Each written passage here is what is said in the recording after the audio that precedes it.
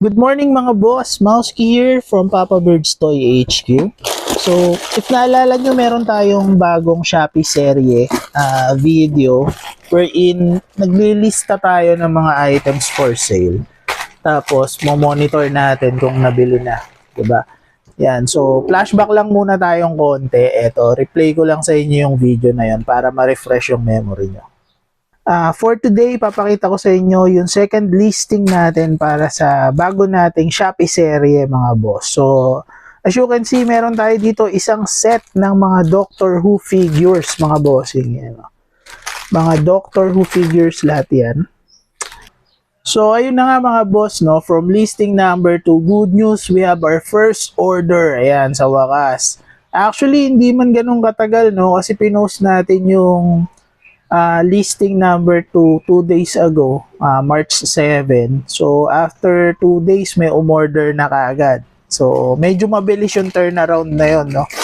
Yan. So, kukunin lang natin siya dito. Ito yung lot natin ng Doctor Who figures. So, nakuha yung variant number 4. Yan. Nakuha na tong variant number 4 na yun. Ayos. So, nakapagpa-order na tayo from that listing. Ibig sabihin din nun mga boss, no, yung price point natin which is 600 pesos, pasok siya, kumbaga, dun sa mga nagko-collect ng Doctor Who figures. So, ikikip lang natin yung price point na yon at 600 since nakapag-order tayo ng isa. Tapos, tingnan natin kung gaano pa katagal ma-order yung iba pang variants na available. Okay? So, ipapak lang muna natin to. Tapos, tuloy natin yung video, mga boss. Sa Papa Beard Toys HQ, lahat ng toys, abot ng budget mo. Silip kayo sa FB, meron ding Shopee. Pili ka lang kahit saan panalo. Sa Wallbead, wag ka patumpik-tumpik.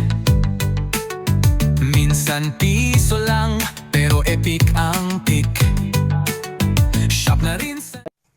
Okay, eto na mga boss. Ready na to. Nakapag-print na ako ng waybill na idikit ko na. Hintay na lang natin si rider na pick upin to. Usually after 2 PM nagpi-pick up na si rider. Tapos napansin ko lang, no, pinost natin yung item ng 600 pesos. Pero dahil sa platform vouchers ni Shopee, may discount na siya, 540 pesos na lang siya. So, sulit pa rin pala yung price point natin.